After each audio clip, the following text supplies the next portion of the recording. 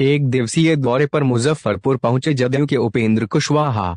जदयू संसदीय दल के नेता उपेंद्र कुशवाहा ने कहा कि बिहार में नीतीश कुमार के नेतृत्व में विकास की सरकार है। कार्यकर्ताओं का दायित्व है कि वे जन कल्याण की योजनाओं को जरूरतमंदों तक पहुंचाएं। उन्होंने कहा कि कार्यकर्ताओं की भावना का आदर होगा।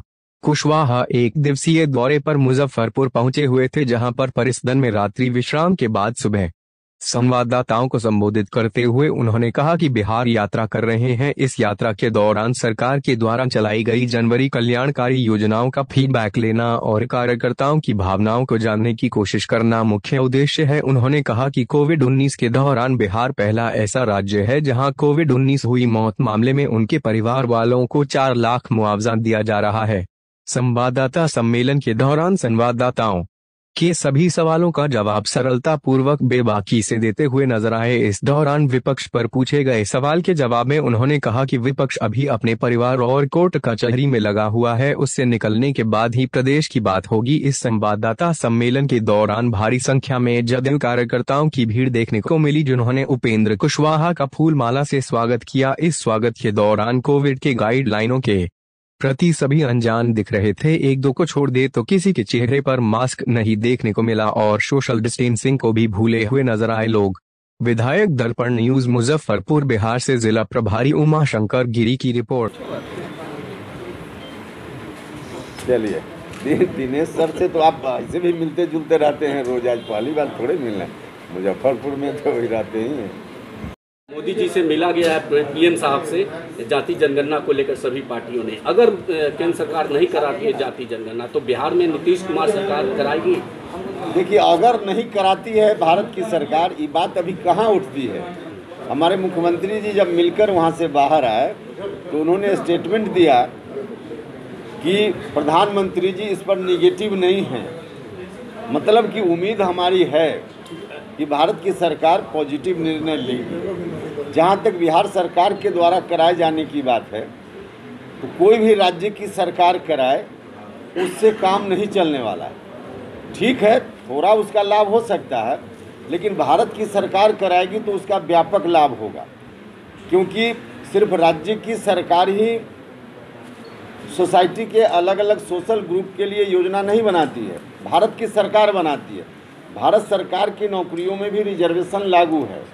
तो भारत की सरकार अगर नहीं इस काम को करेगी तो उसका नुकसान ज़्यादा अभी तक हो रहा है, आगे भी होगा। तो अभी हम लोग उम्मीद रख रहे हैं कि भारत की सरकार पॉजिटिव निर्णय लेगी और निश्चित रूप से जातीय जनगणना का काम होगा।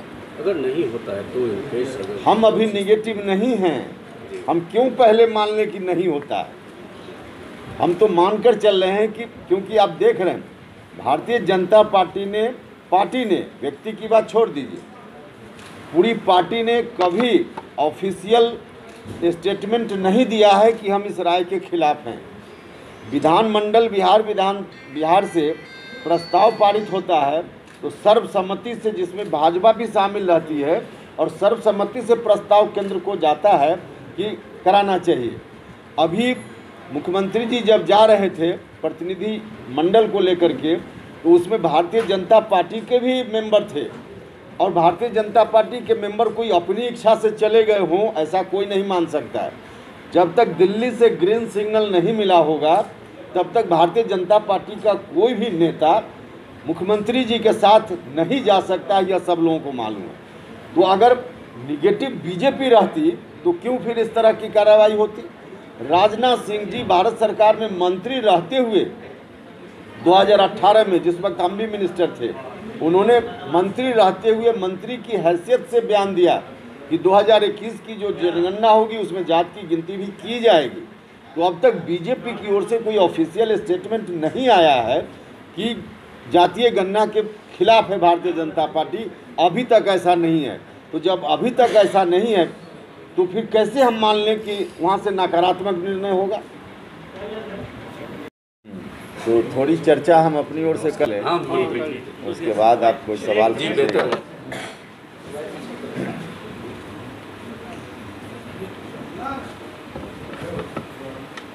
जैसा कि आपको बताया गया और पहले से भी जानकारी संभव तो होगी ही,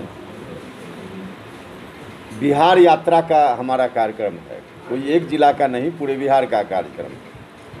बारी बारी से सभी जिलों में जाना है और इस यात्रा की शुरुआत करते हुए अब तक 1.5 दर्जन से भी अधिक जिलों का दौरा संपन्न हो चुका है।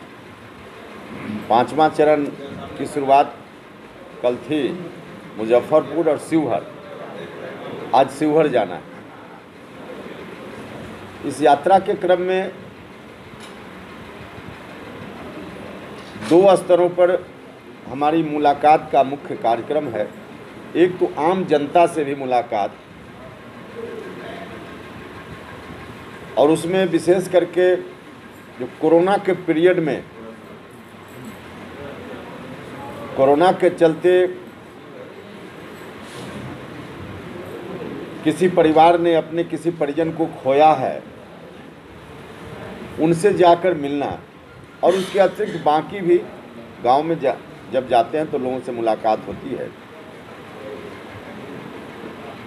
सरकार की जो योजना उनके लिए चल रही है, आपको यह भी जानकारी होगी कि बिहार पहला राज्य है जिसके मुखिया नीतीश कुमार जी ने कोरोना से प्रभावित परिवार को 4 लाख रुपया मुआवजा देने का प्रावधान बनाया।